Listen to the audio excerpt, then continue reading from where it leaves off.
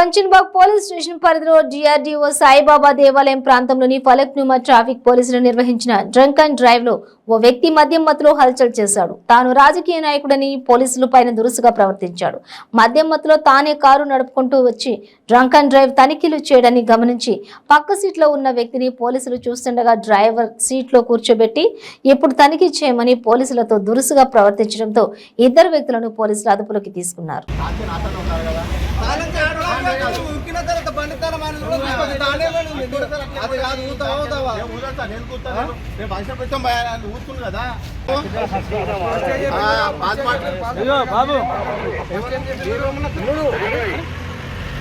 driver Allu నాకు చెప్పిన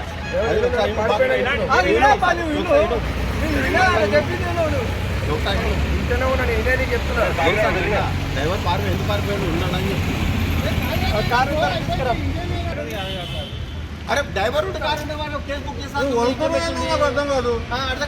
driver ఉండి కారు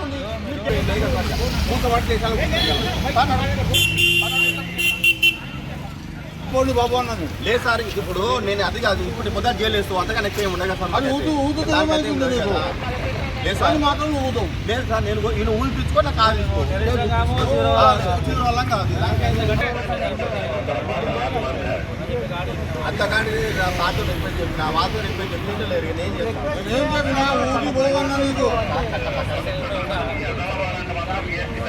అది ఊదేసేది పోమన్నాను ఊదేసుకోమని మాట్లాడు డిపార్ట్మెంట్ అంతా కూడా మాట్లాడతారు సార్ డిపార్ట్మెంట్ మొత్తం ఇప్పుడు మేము అంటే అబద్ధం చెప్పాలా అంటే మరి అవద్దం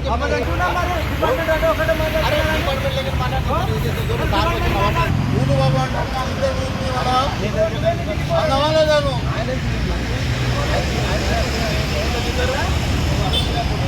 డ్రైవర్ సీట్లో దొంగోడు పారిపోతాడు లేకపోతే మంచోడు పారిపోతాడు